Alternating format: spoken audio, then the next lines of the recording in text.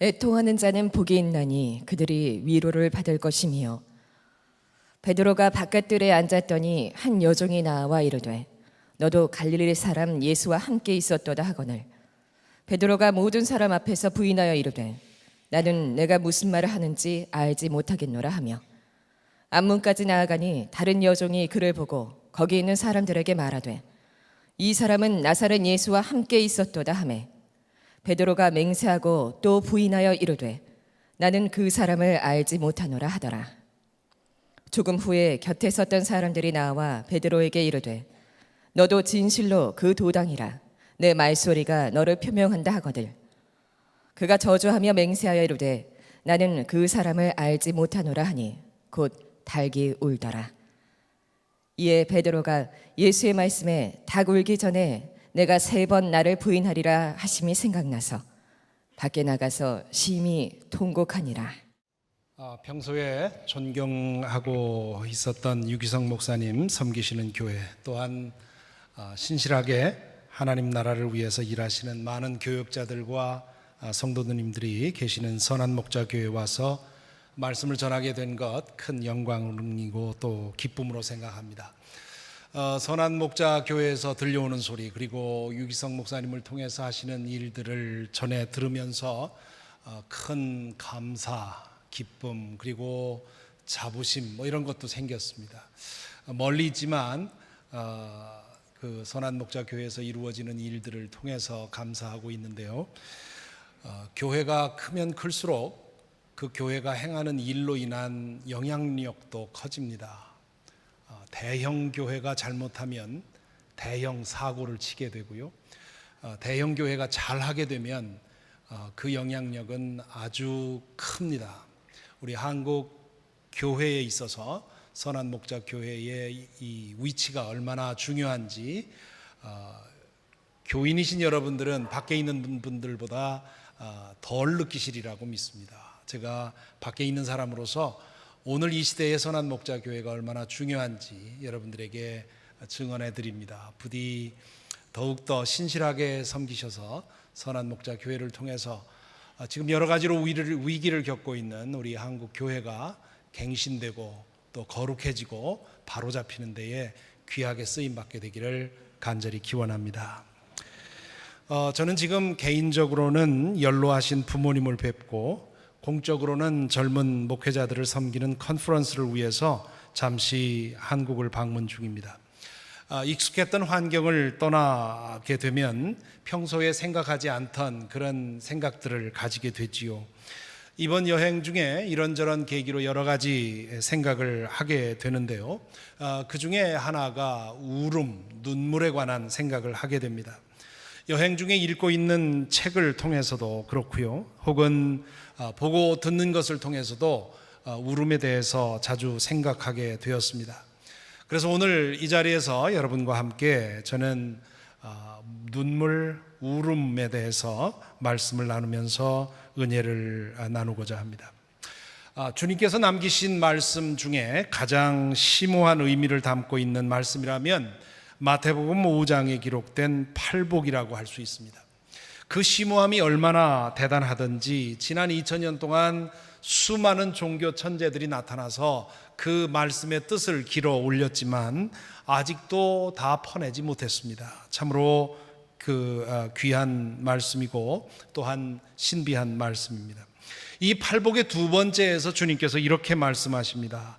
애통하는 자는 복이 있나니 저희가 위로를 받을 것입니다. 원문의 느낌을 살려서 좀 달리 번역하면 이렇게 할 수 있습니다. 복이 있어라 슬피 우는 자들, 저희가 위로를 받을 것이기 때문이다. 우는 자가 복이 있다? 얼른 생각해서는 이해하기 어렵습니다. 어릴 때 보았던 TV 프로그램 중에 웃으면 복이 와요라는 것이 있었습니다. 이 말에 동의할 사람들은 많이 있겠지요. 요즘에는 웃음 치료라고 하는 것도 있습니다. 웃는 동안에 우리의 면역력이 높아진다는 의학 연구 결과도 나와 있습니다. 그러니까 웃는 자는 복이 있다 하는 말은 충분히 공감이 가는 얘기입니다. 그런데 주님께서는 우는 자가 복이 있다 말씀하십니다. 도무지 이해하기가 어렵습니다. 그래서 많은 사람들이 추측을 합니다. 필시 예수님은 특별한 사정 때문에 우는 사람들을 생각하고 이 말씀을 했을 것이라, 그렇게 생각을 합니다. 우는 사람이면 다 복된 것이 아니라 복된 울음이 따로 있을 것이라고 생각을 합니다.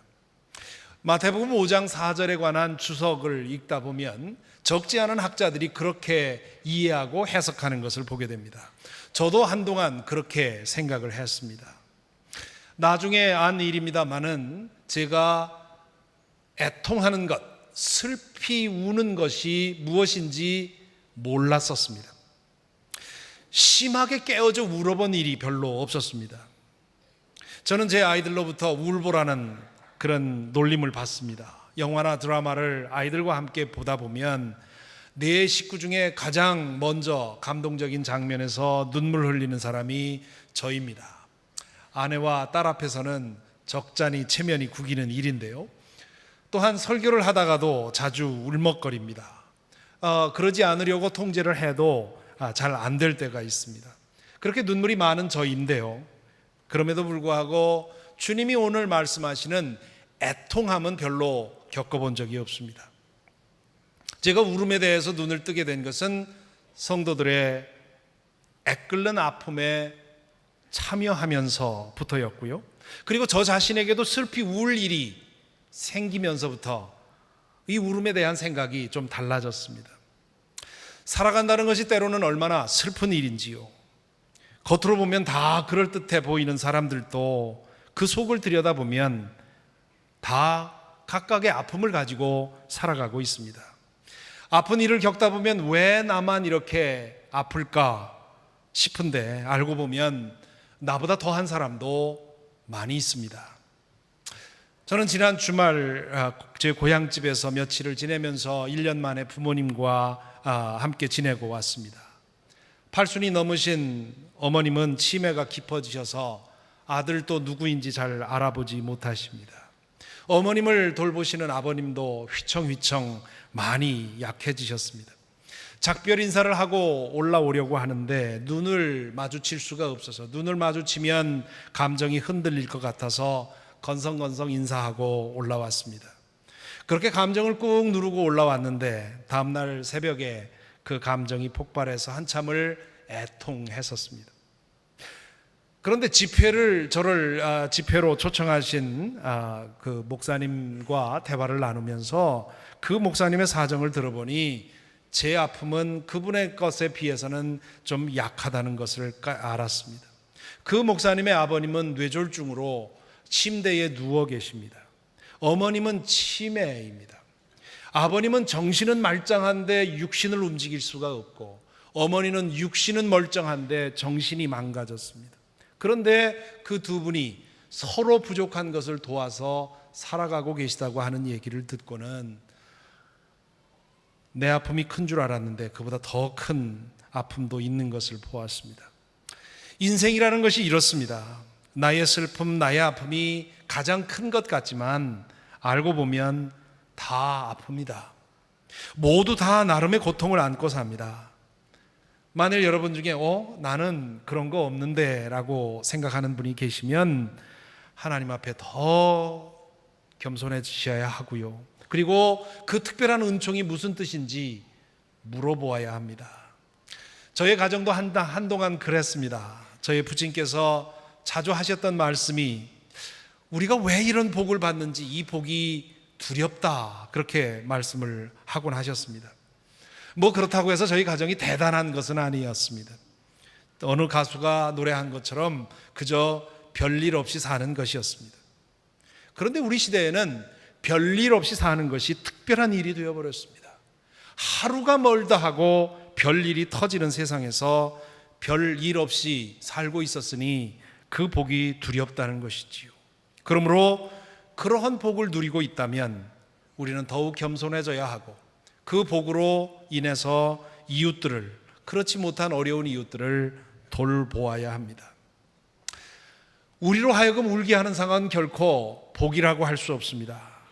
피눈물 나게 억울한 일을 당했을 때 그 상황을 복이라고 할 수는 없겠죠. 눈에 넣어도 아프지 않을 아이가 시름시름 생명을 잃어갈 때 그것을 어찌 복이라고 할 수 있겠습니까? 사랑하는 사람을 먼저 보내야 할 때 그것을 어찌 복이라고 할 수 있겠습니까? 하지만 그 상황 앞에서 깨어져 통곡하는 것은, 아플 정도로 우는 것은 복입니다. 아무나 울 수 있는 것이 아니기 때문이고 눈물 속에 하나님의 은총이 담겨 있기 때문에 그렇습니다. 앞에서 말씀드린 대로 우리로 하여금 울게 만드는 일은 육신을 입고 사는 한 완전히 피할 수는 없는 일입니다. 아무리 믿음 좋은 사람이라 해도, 아무리 성령 충만한 사람이라고 해도, 혹은 아무리 돈이 많고 권력이 많은 사람이라 해도 슬픔과 아픔과 고통을 완전히 피할 방법은 없습니다. 육신을 입고 깨어진 이 세상에서 사는 한 그것은 당연한 일로 받아들여야 합니다. 그러니 그것을 기준으로 해서 아픈 일이 많은 사람은 복이 덜 있는 사람이고 그런 일이 적은 사람은 복 받은 사람이라고 판단해서는 안 됩니다. 복 있는 사람은 인생의 환난을 당해서 그것에 짓눌리지 않고 다시 회복되어 새롭게 시작할 수 있는 사람입니다. 그 새롭게 지어지는 과정에서 슬피 우는 것, 눈물은 치유와 회복의 터널을 지나는 것과 같은 그런 의미를 가진다는 것이지요. 요즘 많은 사람들에게 알려져 있는 문화심리학자 김정은 교수는 한국 남성들을 무너뜨리는 아주 심각한 오해, 편견 혹은 신화가 있다, 그렇게 얘기를 합니다. 그것은 바로 남자는 울지 말아야 한다고 하는 그런 신화라는 것이지요. 남자는 일생 동안 3번만 울어야 한다. 태어났을 때, 부모님 돌아가셨을 때, 그리고 나라가 망했을 때, 그 외에는 울어서는 안 된다 하는 그러한 사고방식이 남자들로 하여금, 남성들로 하여금 울어야 할 때 울지 못하고 강한 척 버티다가 나중에 심하게 무너지는 그런 결과를 만들어낸다고 말합니다. 한국 남성들, 특히 중년 이후의 남성들은 참으로 불쌍합니다. 저도 그 중에 하나입니다마는 사회적으로는 갈수록 퇴화해 가고, 그리고 문화적으로 전수받은 지침에 따라서 우리는 바깥 일을 안에서 아내와 상의하지 않습니다. 죽더라도 혼자 품고 가야 하는 것이 남자답다고 생각합니다. 남자는 강해야 한다는 강박관념 때문에 무너져 울어야 할 때 울지 못합니다. 어떤 사람들은 자라면서 받은 상처 때문에 끊임없이 상처를 받다 보니까 내 마음을 단단하게 돌처럼 만들지 않고는 그 상처로부터 버텨낼 재간이 없기 때문에 그렇게 마음을 굳게 하는 바람에 울 수 없는 마음으로 자라는 사람들도 있지요. 그러다 보니 홀로 모든 짐을 지고 끙끙 앓다가는 해서는 안 될 불행한 선택을 하는 사람들이 우리 세상에, 우리 사회에 많이 있습니다. 그러므로 울어야 할 때 우는 것 자체만으로도 복되다 말씀하시는 것입니다. 울어야 할 때 울 정도로 마음이 여린 사람은 복된 사람입니다. 성경에서 우리 마음이 가장 좋은 상태를 바로 가리켜서 여린 마음, 우리 마음이 가장 안 좋은 상태를 가리켜서 굳은 마음, 완악한 마음이라고 말하고 있습니다. 자라면서 받은 상처 때문에 마음을 견고하게 만들지 않으면 견딜 수 없기 때문에, 그래서 울 줄을 모르는 사람 참으로 불행한 사람입니다. 그 마음이 부드러워지도록 어떻게든 도움을 얻어야 합니다. 또한 울지 않으려고 스스로 버티는 사람도 불행한 사람입니다. 인생의 불행은 굳은 마음으로 싸워 이길 수 있는 것이 아닙니다. 인생의 불행은 부드러운 마음으로 끌어안고 변모시켜야 하는 것입니다. 죽음을 앞두고 있는 사람들로 하여금 well dying, 잘 죽을 수 있도록 도와주는 것을 호스피스라고 얘기를 하지요. 이 호스피스 운동을 시작한 사람이 엘리자베스 퀴블러 로스라고 하는 분인데, 이분이 쓴 인생 수업이라고 하는 책에 어느 여인, 어린 자녀를 먼저 떠나보내고 슬퍼하는 여인의 이야기가 나옵니다. 장례식장에서 이 여인은 터져오르는 슬픔 때문에 어쩌지 못하고 슬퍼옵니다.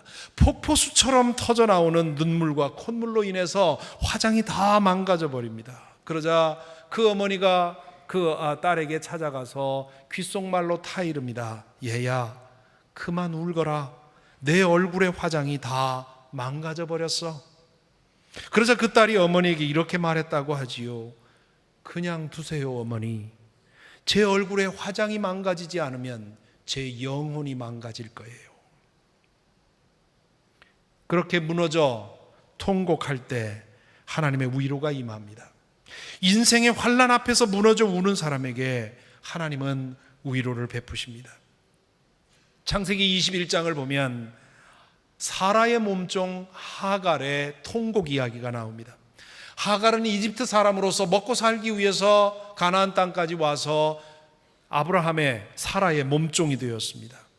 아이를 낳지 못했던 사라는 하갈을 남편에게 들여보내서 대신 아들을 낳게 합니다.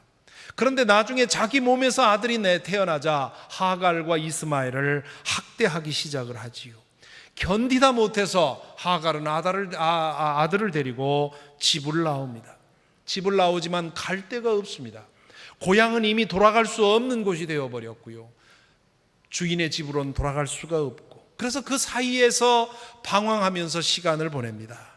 그렇게 방황하는 동안에 가지고 나온 음식은 다 떨어지고 물도 떨어졌습니다. 이제 남은 선택은 아들과 함께 죽는 길밖에 없었습니다. 하갈은 아들이 죽는 모습을 참아 볼 수가 없어서 활을 쏘면 화살이 가서 닿을 만한 거리에 아들을 뉘어놓고, 그리고는 먼 발치에서 그 아들의 모습을 지켜보면서 심히 통곡합니다. 옛날 번역에는 방성대곡을 했다, 그렇게 표현을 해놓는데요.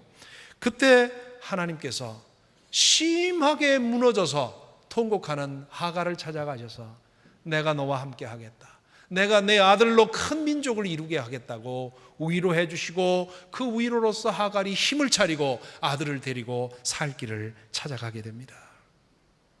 눈물을 흘리는 것, 그것 자체로도 복된 일이지만 우는 자에게 다가오시는 하나님의 은총이 있기에 또한 복된 일입니다. 소설 오두막의 저자인 윌리엄 폴 영은 눈물은 치유의 물이다, 힐링 워터라 그렇게 불렀습니다. 그것은 진실입니다마는 눈물은 또한 하나님의 은총이 우리 마음속에 젖어들게 하는 그런 통로이기도 합니다.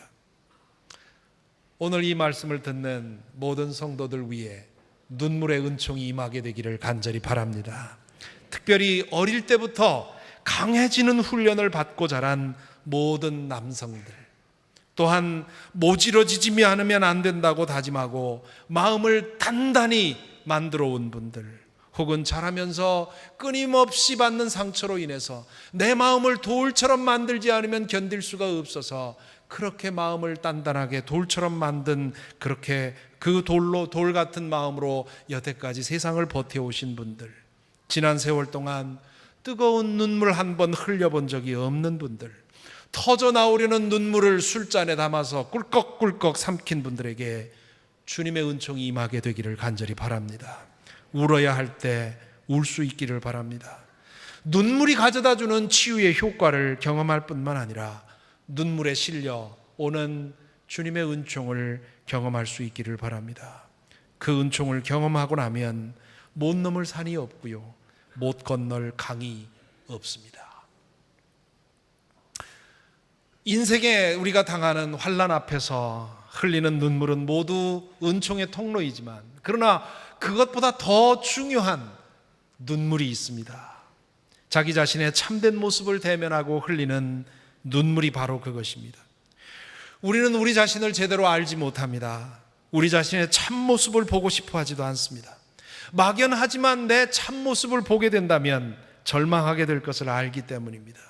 그래서 자신과의 대면을 회피합니다. 술로 피하고, 운동으로 피하고, 오락으로 피합니다. 그렇게 회피하고 외면하다가 어느 날 문득 자신의 내면을 목도하게 됩니다. 자신의 내면이 얼마나 어두운지, 얼마나 뒤죽박죽인지, 얼마나 더럽고 추한지, 얼마나 삐뚤어져 있는지를 깨닫게 되는 것입니다. 특별히 하나님의 임재 앞에 서면 자신의 죄성이 더욱 선명하게 보입니다. 그때 우리에게 필요한 것이 눈물입니다.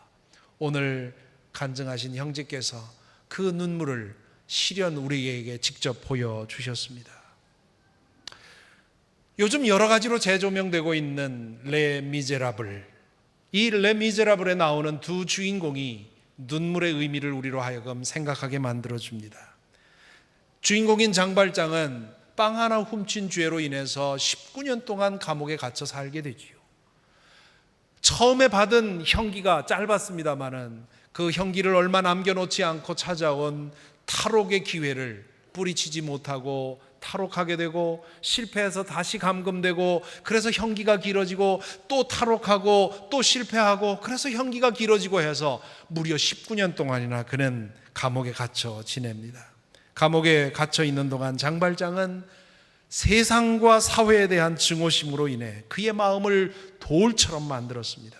마침내 추록한 장발장은 마음 후련한 복수를 세상에 안겨주기 위해서 세상을 향하게 됩니다. 오래전에 그의 눈물은 이미 말라버렸습니다. 소설의 이 대목에서, 장발장이 추록하는 대목에서 소설은 이렇게 적고 있습니다. 해가 감에 따라 이 영혼은 더욱더 서서히 그러나 결정적으로 메말라 버렸다. 마음이 메마르면 눈도 마른다. 형무소를 나올 때까지 19년 동안 그는 눈물 한 방울 흘린 적이 없다. 세상에 나온 장발장은 세상의 냉더로 인해서 설 자리를 찾지 못하고 허기와 갈증에 시달리게 됩니다.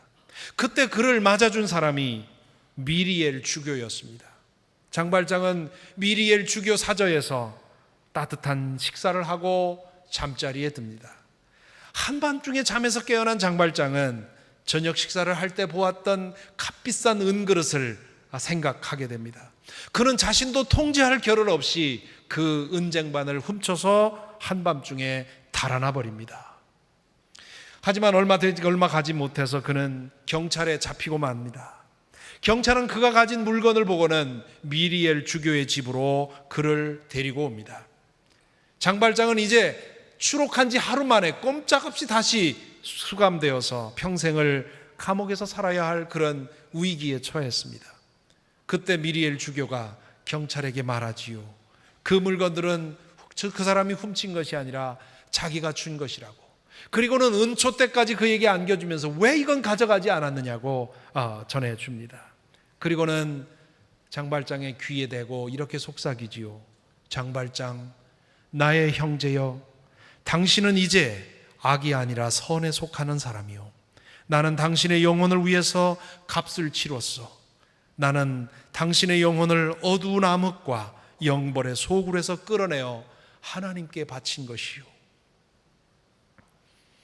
세상에 대한 증오심과 복수심 하나로 세상에 나왔던 장발장은 미리엘 주교에게서 받은 이 갑작스러운 사랑 때문에 혼란스러워합니다. 어쩔 줄을 몰라 합니다. 그는 주교에서 받은 사랑으로 인해서 심각한 위기감을 느낍니다. 그 사랑의 마음을 열면 마음 안에 꽁꽁 뭉쳐 있었던 증오심을 포기해야 하고, 그렇게 되면 그토록 오래도록 별렀던 세상에 대한 복수를 할 수 없게 됩니다. 그것을 포기할 수가 없었습니다. 그렇다고 해서 미리엘 주교의 그 사랑이 계속해서 그의 양심에 주는 음성을 외면할 수도 없었습니다. 그는 한밤중에 이 엄청난 뜻밖의 사랑을 경험하고는 어쩔 줄을 몰라 하고 방황을 합니다. 그러던 중에 어느 소년이 지나가다가 떨어뜨린 동전을 이 장발장은 빼앗습니다. 눈물을 흘리면서 내 돈을 달라고 하는 소년을 쫓아보낸 후에 장발장은 제정신이 듭니다. 지금 내가 금방 경험한 그 엄청난 사랑을 경험하고 내가 저 어린아이에게 한 일이 무엇인가를 깨닫고는, 그리고는 그가 깨어져 통곡합니다. 그 대목을 소설은 이렇게 적고 있지요. 장발장은 오래오래 울었다. 뜨거운 눈물을 흘리며 울었다. 흐느끼며 울었다. 여자보다도 더 연약하게, 어린아이보다도 더 겁을 내며. 장발장은 이렇게 오래도록 통곡한 후에 아무도 보지 않는 어둠 속에서 미리엘 주교의 그 집으로 가서 대문 앞에서 무릎 꿇고 기도드린 다음에 어둠 속으로 사라집니다. 몇 년 후 이야기가 지속될 때 장발장은 전혀 다른 사람으로서 미리엘 주교에게 받은 그 사랑을 실천해가며 살아가고 있었습니다. 레미제라블에 나오는 또 다른 주인공이 있습니다. 감옥의 교도관으로 그리고 경감으로 등장하는 자베르입니다. 그는 어릴 때 자라면서 받은 상처 때문에 그 상처로부터 자신을 보호하기 위해서 마음을 돌처럼 만든 사람입니다. 그는 자신도 바르게 살고 이 사회도 바르게 만들기 위해서 그런 강박관념에 따라서 비정하게 행동하는 사람이었습니다. 그는 끊임없이 장발장의 주변을 맴돌면서 그의 정체를 밝혀내고 마침내 그를 심판하려고 노력합니다. 그것이 그의 도덕적인 책임이라고 생각하고 집요하게 추적하고 비정하게 행동을 합니다. 마지막 순간에 장발장은 자신을 심판하려는 일념으로 자신을 추적해오던 자베르를, 그의 생명을 취할 수 있는 그런 기회를 얻습니다. 하지만 그 옛날 미리엘 주교에게서 그가 받은 사랑을 기억하고 그 생명을 취할 수도 있음에도 불구하고 그를 풀어주게 됩니다. 장발장의 사랑을 받은 이 자베르는 장발장과 똑같이 위협을 느낍니다. 그가 받은 사랑은 자베르의 마음 안에 뭉쳐있던 그 증오심을 내려놓도록 흔들었습니다. 지금까지 살아온 원칙을 내려놓고 전혀 다른 삶의 방식을 살기를 원했습니다. 장발장의 사랑은 자베르를 두 가지 선택 앞에 서게 했습니다. 하나의 선택은 지금까지 살아왔던 방식으로 끝까지 살아가는 것이고, 다른 하나의 선택은 무너져서 깨어져서 지금까지의 삶의 방식을 청산하고 새로운 삶을 사는 것이었습니다. 불행하게도 자베르는 사랑에 무너지는 선택이 아니라 자신의 방식대로 계속 가는 선택을 하고 결국은 자신의 생명을 취하는 불행한 선택을 하게 됐습니다. 오늘 우리는 팔복의 두 번째 말씀과 함께 마태복음 26장 69절 이하의 말씀을 읽었습니다. 이 이야기는 베드로의 추락 이야기입니다. 예수께서 가시는 길이면 죽음을 내놓고도 따라가겠다고 했던 베드로는 다른 사람도 아닌 여종 가야바의 그 대제사장의 여종의 질문 앞에서 예수를 모른다고 부인을 했습니다. 그것도 3번이나 부인했고요. 그리고 3번째는 예수를 저주하면서까지도 내가 저 사람과 같이 있었다면 내가 저주할성 싶으냐 하면서 자신을 보호하기 위해서, 은폐하기 위해서 예수를 저주하면서까지 부인을 했습니다. 그렇게 3번째로 부인했을 때 새벽닭 우는 소리가 들렸고, 그 울음소리와 함께 불과 몇 시간 전 주님께서 오늘 닭이 울기 전에 내가 3번 나를 부인하리라고 하는 말씀이 기억이 났습니다. 베드로는 어둠 속으로 아무도 모르게 몸을 감춥니다. 그는 가야바의 법정 바깥들에 나가서 어둠 속에서 심히 통곡을 했습니다. 오늘 본문에 보니까 심히 통곡했다, 몹시 울었다, 그렇게 번역되어 있습니다.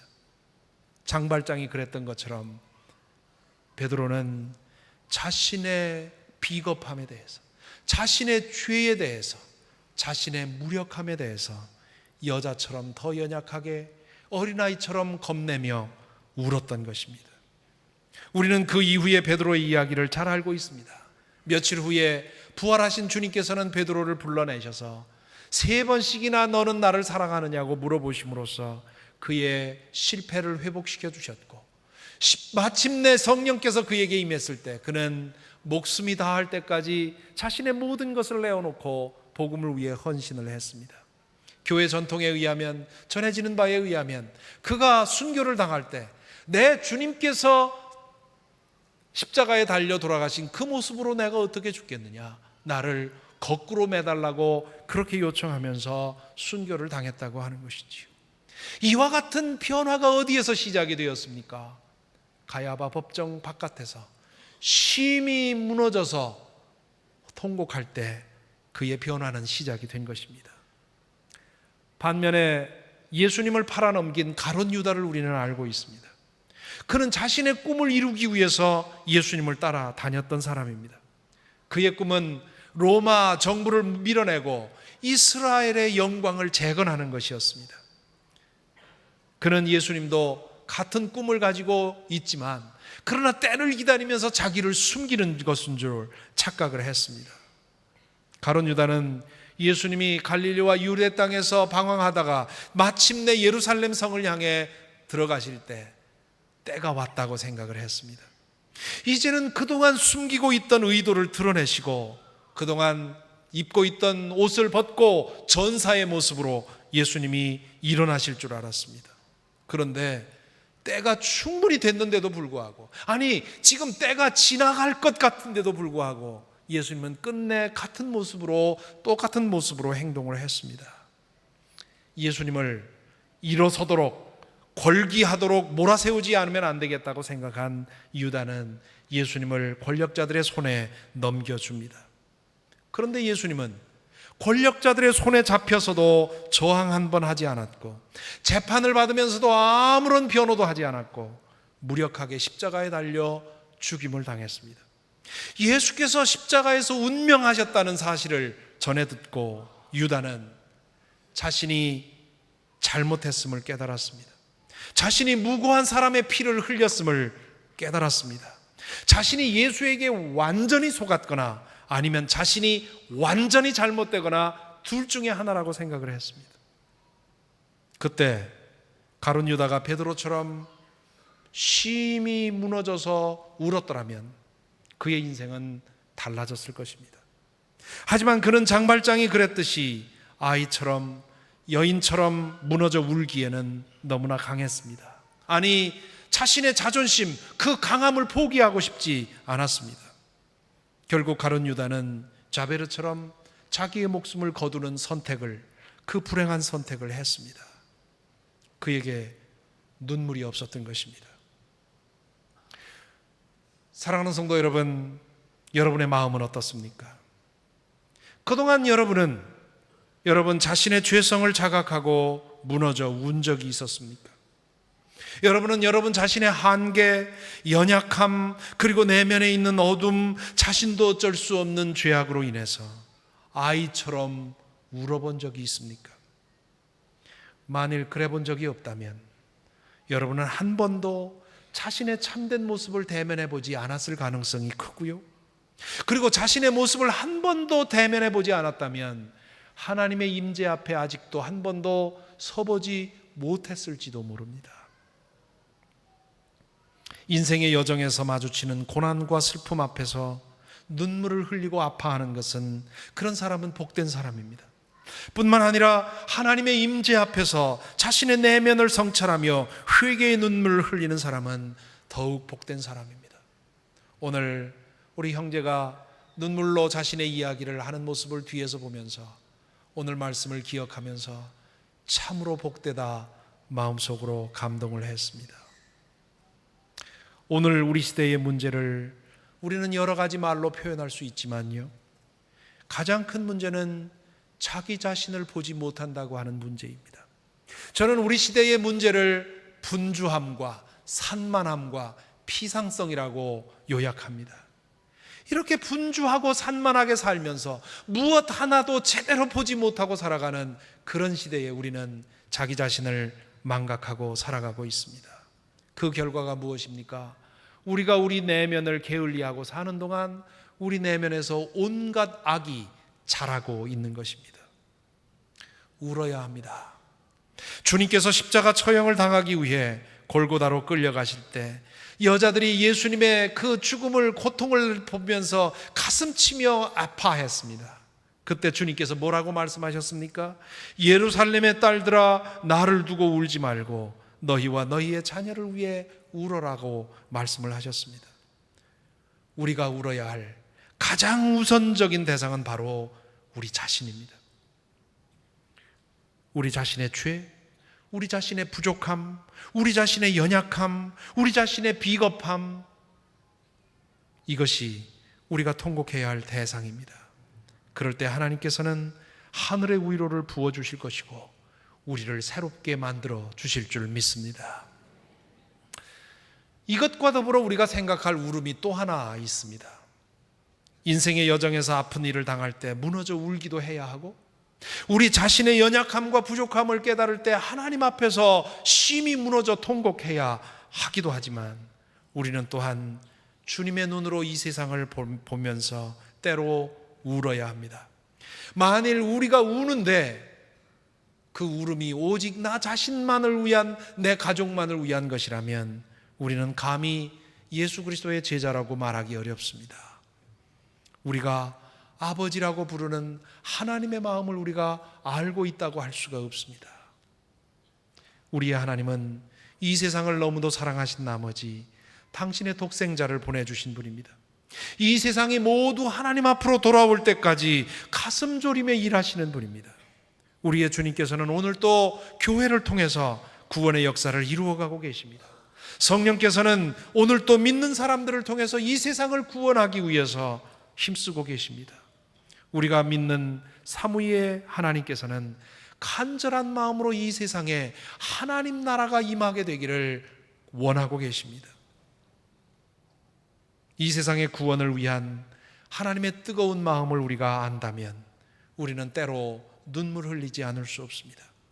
주님의 몸이라고 세움을 받은 교회들이 이 세상에서 보이지 않는 주님의 임재를 드러내 보여주어야 하는데, 오늘날 교회들이 그 사명을 감당하지 못하고 있지 않습니까? 교회가 세상의 희망이 아니라 세상의 걱정거리가 되고 있는 요즘 아닙니까? 교회가 세상의 어둠을 밝히는 빛이 되어야 하는데 오히려 어둠을 더 진하게 만들고 있다고 하는 느낌 우리에게 있지 않습니까? 세상의 부패와 타락을 막을 소금의 역할을 감당해야 하는데 오히려 부패와 타락의 온상이 되어 있는 증거들을 우리는 너무나 많이 보고 있습니다. 하나님을 사랑하고 예수 그리스도를 사랑하는 사람이라면 이 사태를 보고 마음 아파하지 않을 수 없고요, 교회를 위해 기도하면서 눈물 짓지 않을 수가 없습니다. 이 세상의 구원을 위한 주님의 뜨거운 열심을 알기 때문에 우리는 또한 이 세상에서 돌아가고 있는 일들을 보면서 때로 가슴 아파하며 가슴을 치며 눈물 흘려야 합니다. 주님께서 예루살렘 가까이 오셨을 때에 어느 산에 오르셔서 예루살렘 도성을 내려다보면서 슬피 우셨습니다. 하나님의 택하심을 받은 거룩한 도시 예루살렘이 죄악의 소굴이 된 것을 보고 가슴 아파 우셨습니다. 십자가 위에서 돌아가시면서 주님은 인류의 죄로 인해서 눈물을 흘리셨을 것입니다. 당신을 십자가에 못 박은 사람들을 위해서 기도하면서 아버지, 저 사람들을 용서하여 주십시오. 저 사람들은 자기네가 무슨 일을 하는지 알지 못합니다 라고 기도하실 때 그 기도 안에 저와 여러분도 담겨 있었다고 하는 사실을 기억해야 될 것입니다. 우리가 진실로 성부, 성자, 성령 삼위일체 하나님을 믿는다면, 그리고 삼위의 하나님의 마음을 조금이라도 안다면 우리는 교회와 세상을 위해 눈물 흘릴 줄 알아야 합니다. 억지로 흘리는 눈물이 아니라, 억지로 만들어내는 눈물이 아니라 정말 마음 아파서 솟아나오는 그런 눈물이 있어야 하고, 그런 눈물로 기도해야 할 줄로 압니다. 선한 목자 교회가 이 땅의 교회를 위해서, 그리고 이 민족의 운명을 위해서, 그리고 온 세계 인류를 위해서 새벽마다 모여 눈물로 기도한다는 이야기를 들었습니다. 참으로 귀한 일입니다. 교회와 세상을 위해 흘리는 뜨거운 눈물이 우리로 하여금 하나님의 역사를 이룰 수 있도록 인도해 주실 줄로 믿습니다. 여기까지 들으시고 이렇게 말하고 싶은 분이 계실지 모르겠습니다. 아니, 예수 믿는 사람들이 울 이유가 이렇게 많다면 그럼 우리는 맨날 눈물 그렁그렁한 모습으로 항상 찡그리고 다녀야 하는 것 아닙니까? 사실 그렇게 생각하는 사람들이 있습니다. 예수를 제대로 믿는 사람들은 고행의 수도승처럼 우울하고 침울한 표정으로 심각하게 세상을 살아가야 하는 것처럼 오해하는 사람들이 있습니다.